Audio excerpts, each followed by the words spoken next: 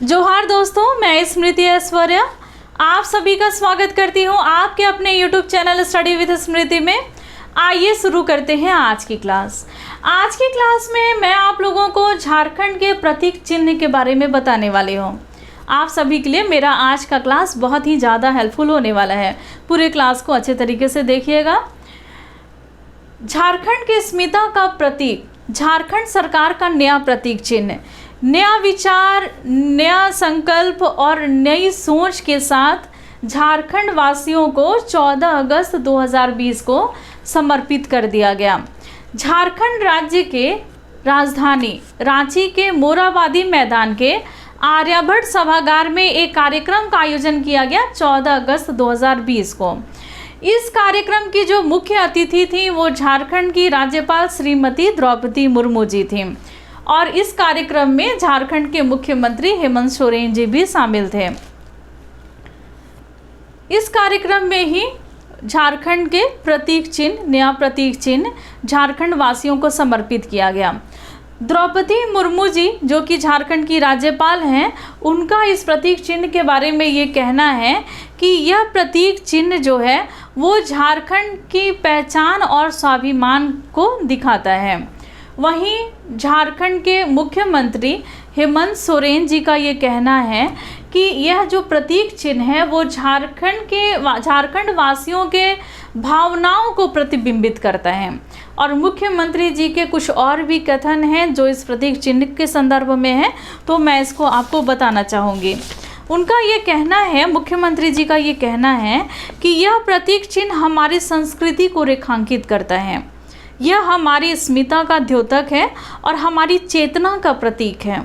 राज्य के प्राकृतिक परिवेश एवं यहाँ के लोगों के जीवन दर्शन को अपने में समेटे हुए है और हमारी पहचान को समग्रता से यह प्रकट करता है। हेमंत सोरेन जी का ये कथन है, उन्होंने इस प्रतीक चिन्ह के संदर्भ में ये कहा है। इस प्रतीक चिन्ह की विशेषताओं को बताते हुए उन्होंने बहुत सारी बातें कही हैं।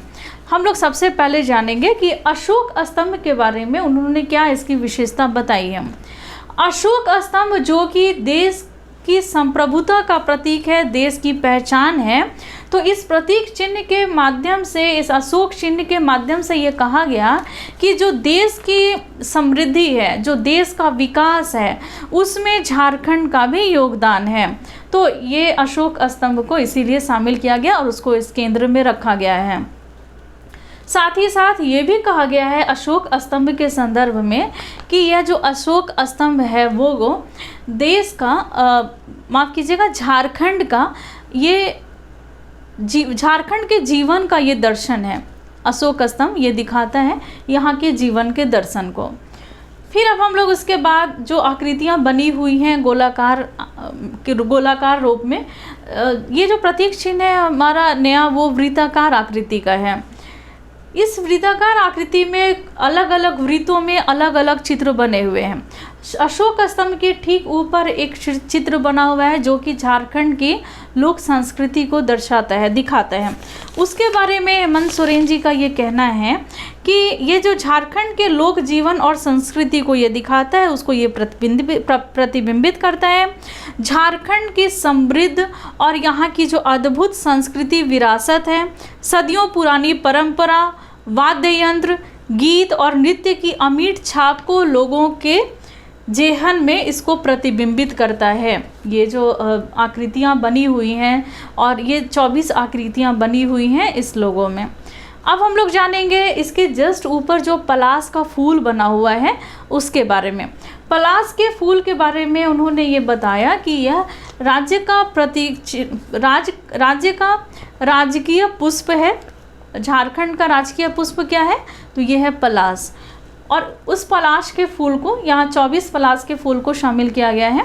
तो यह पलाश का जो फूल है ये सुर्ख लाल रंग का होता है जो कि झारखंड की सुंदरता को दिखाता है, सुंदरता का छाप छोड़ता है लोगों के जेहन में। और फिर यह लाल रंग जो है ये क्रांति का भी प्रतीक है। पलाश का फूल जो कि लाल रंग का होता है और राज्य का प्रतीक चिन्ह है, तो ये क्रांति का भी प्रतीक है। और झारखंड में विभिन्न क्रांतियाँ हुई हैं, बहुत सारे विद्रोह हुए हैं, तो इस पलाश के फूल के रंग के साथ ये दर्शाने का प्रयास किया गया है। फिर हरे रंग को भी इसमें शामिल किया गया है। वो हरा रंग जो है वो झारखंड के समृद्ध, यहाँ के वन संपदा को दिखाता है, यहाँ की हरियाली को दिखाता है, यहाँ के सुख शांति को दिखाता है ये हरा रंग, क्योंकि झारखंड जो है वो वन संपदा से परिपूर्ण राज्य है।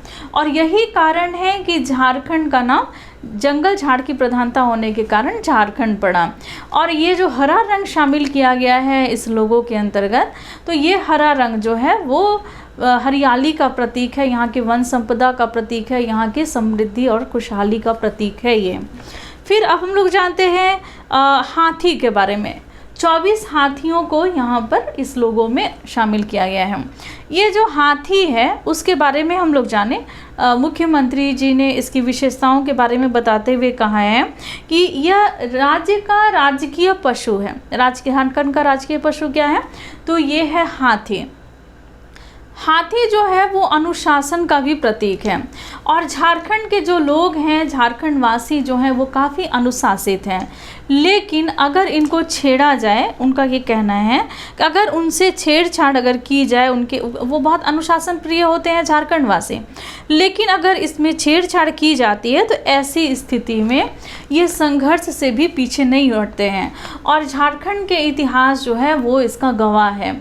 झारखंड के इतिहास में ये देखा गया है कि यदि यहाँ की संस्कृति, यहाँ की परंपरा से अगर छेड़छाड़ किया जाता है तो ये लोग विद्रोह करते हैं, ये लोग क्रांति लेकर के आते हैं और ये लोग शांत नहीं बैठते हैं। लेकिन ये अगर इनके स्वभाव को देखा जाए तो ये काफ़ी अनुशासन प्रिय होते हैं। और यह जो हाथी है वो झारखंड वासियों के जो अनुशासन प्रियता है, जो उनका स्वभाव है, वो उसको दर्शाता है। और साथ ही साथ यह राज्य का अलौकिक प्राकृतिक संपदा और समृद्धि का भी ये द्योतक है, यह हाथी, जो कि इस लोगों में 24 हाथियों को शामिल किया गया है। तो इस तरीके से, और फिर ये ऊपर में हिंदी में झारखंड सरकार लिखा हुआ है और नीचे में इंग्लिश में गवर्नमेंट ऑफ झारखंड लिखा हुआ है। तो इस तरीके से ये वृत्ताकार आकृति की विशेषताओं को बताते हुए हेमंत सोरेन जी ने ये कहा है। और आपने जाना तो कुछ विशेषताओं के बारे में। नेक्स्ट क्लास में हम लोग करंट अफेयर्स को पढ़ेंगे और इसके डिटेल को मैं वन लाइनर्स जीके में भी लेकर के आऊँगी। मैं आपको इसके पीडीएफ भी दे दूँगी। यदि आपको इन सारे के पीडीएफ चाहिए तो आप मेरे टेलीग्राम वाले ग्रुप से जुड़ जाइए। डिस्क्रिप्शन बॉक्स में मैं टेलीग्राम ग्रुप का लिंक शेयर कर दूँगी और वहाँ से आप मेरे टेलीग्राम ग्रुप से जुड़ जाएंगे। तो वहाँ पर इससे संबंधित जो भी मैं करंट अफेयर्स जो बनाऊँगी, जो क्वेश्चन तैयार करूँगी, या फिर पिछले हफ्ते में जितनी भी घटनाएं घटी हैं तो उस पर भी क्लास लेने वाली हूँ, उसके नोट्स चाहिए तो आप टेलीग्राम ग्रुप में जुड़ जाइए। और साथ ही साथ एक ऑफ़र चल रहा है जो कि स्वतंत्रता दिवस के अवसर पर मैंने दे रखा है आप लोगों को, तो आप उस ऑफ़र का भी लाभ ले सकते हैं और मेरे ग्रुप से भी जुड़ सकते हैं, मेरे 110 ग्रुप जो मेरा ग्रुप है उसमें। और फिर आप ऑनलाइन टेस्ट भी ले सकते हैं। और साथ ही साथ मैंने जेएसएससी के लिए एक कोर्स तैयार किया है, उस कोर्स को भी परचेज़ कर सकते हैं। सारी चीज़ों की डिटेल को मैं डिस्क्रिप्शन बॉक्स में दे दूँगी।